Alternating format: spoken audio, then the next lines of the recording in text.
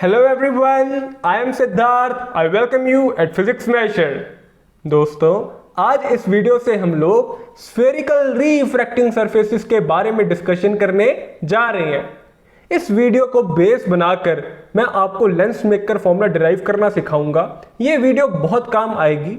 इस वीडियो के अंदर मैं आप सभी को साइन कन्वेंशंस यूज करने सिखाऊंगा और जो अजम्पशंस हम लोग थ्योरी में लेते हैं ना, वो भी बताऊंगा। इस वीडियो को ध्यान से देखना, आगे चलकर जितने भी फॉर्मूला हम डिराइव करेंगे उनमें कोई दिक्कत नहीं आएगी। इनमें बहुत जरूरी साइन कन्वेंशंस भी बताऊंगा, उनको दिमाग में जरूर रखना। तो चलिए दोस्तों, आज की वीडियो शुरू करते हैं। तो चलिए दोस्तों, शुरू करते हैं हमारे स्फेरिकल रिफ्रैक्टिंग सरफेसेस।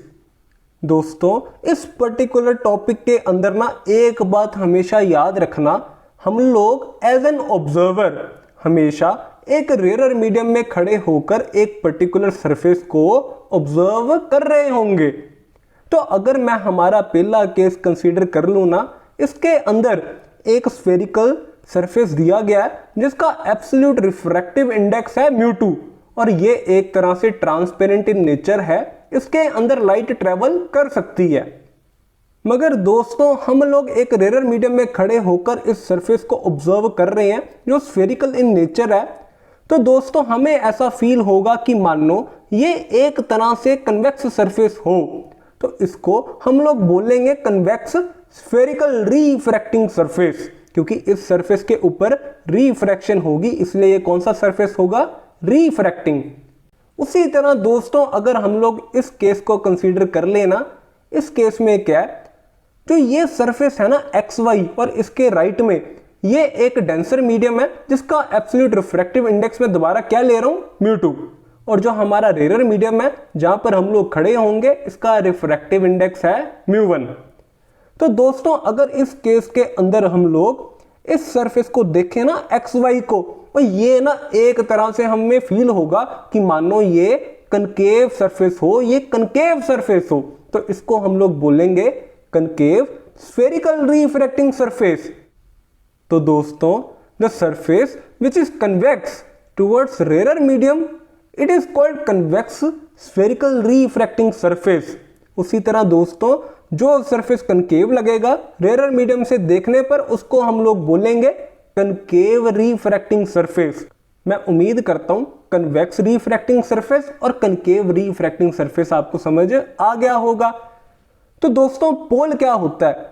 जैसे हमने मिरर्स के केस में किया था ना, पोल का भी वही सीन है। इस सरफेस के अंदर किसी भी स्फेरिकल सरफेस जिसको मैं कंसीडर कर रहा हूं, चाहे कनकेव हो चाहे कन्वेक्स हो, उसका जो मिड पॉइंट होगा ना, उसको मैं बोलूंगा पोल।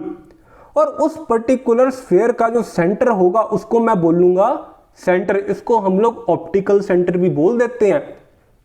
इस केस के अंदर देख लो, ऑप्टिकल सेंटर कनकेव के अंदर ना टुवर्ड्स लेफ्ट आता है, कन्वेक्स के अंदर टुवर्ड्स राइट आता है। मैं उम्मीद करता हूं आप डायग्राम से समझ पा रहे होंगे। दोस्तों, अब अगर बात करें साइन कन्वेंशंस की, हमेशा याद रखना जितने भी डिस्टेंसेस आप मेजर करोगे ना, हमेशा कहां से मेजर करोगे? पोल से। जैसे हम लोग मिरर के केस के अंदर सभी डिस्टेंस हमारे प्यारे पोल से कंसीडर करते थे, इस पर्टिकुलर केस में भी ना स्फेरिकल रिफ्रैक्टिंग सरफेसेस के केस के अंदर भी हम लोग सभी डिस्टेंस हमारे प्यारे पोल से कंसीडर करेंगे, हमारे प्यारे पोल से कंसीडर करेंगे। और यहां पे भी पोल ले लो, यहां से कंसीडर करेंगे। Very good. एक और बात ध्यान से समझो दोस्तों, अगर हम लोग डिस्टेंस मेजर करते वक्त इंसिडेंट रे की डायरेक्शन में मूव करेंगे तो वो सभी डिस्टेंसेस पॉजिटिव आएंगे, और अगर हम लोग इंसिडेंट रे की डायरेक्शन के ऑपोजिट मूव करेंगे डिस्टेंस मेजर करते वक्त, तो वो सभी डिस्टेंसेस नेगेटिव आएंगे। इस बात को हमेशा याद रखना। मिरर के केस के अंदर भी हम लोगों ने सेम साइन कन्वेंशंस ली थी। इस केस के अंदर जो सबसे इंपॉर्टेंट अजम्पशंस हम लोग लेने जा रहे हैं ना, वो ये है कि इसके अंदर ना जितने भी केस हम लोग पढ़ेंगे, उनके अंदर जो हमारे ऑब्जेक्टिव होंगे ना, हमेशा एक प्रिंसिपल एक्सिस पे पड़े होंगे। और प्रिंसिपल एक्सिस इस केस में क्या आएगी? जो हमारे पोल को और सेंटर को ज्वाइन करेगी ना एक्सिस, उसको हम लोग बोलेंगे प्रिंसिपल एक्सिस।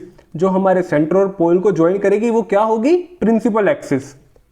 तो दोस्तों इन क्वेश्चंस के अंदर हमारे जो ऑब्जेक्टिव होंगे ना, हमेशा हमारी प्रिंसिपल एक्सिस के ऊपर ही पड़े होंगे। दूसरी बात, जो हमारे स्फेरिकल सरफेसिस का अपर्चर होगा ना, that will be really really small. जैसे मैंने मिरर के केस के अंदर बताया था ना आपको, उसी तरह इस केस के अंदर भी जो हमारा अपर्चर होगा ना, वो ये बहुत ही छोटा होगा, इत्तू सा होगा, बहुत छोटा होगा। Very good. उसी तरह अगर हमारा अपर्चर बहुत छोटा हो जाए, मैंने मिरर के अंदर भी बताया था, इस बार भी बता देता हूं, जो हमारे एंगल ऑफ इंसिडेंस या एंगल ऑफ रिफ्रैक्शन बनेंगे ना, वो भी बहुत ही छोटे आएंगे, जिसके चलते हम लोग कुछ इस तरह लिख सकते हैं, साइन आई इक्वल्स टू आई और sine are equals to r, because angle of incidence या एंगल ऑफ रिफ्रैक्शन वो दोनों ही बहुत छोटे होंगे। छोटे एंगल्स के लिए हम ये लिख सकते हैं that sine I equals to आई और sine are equals to R. दोस्तों, ये हमारा बेस है लेंस मेकर फॉर्मूला का।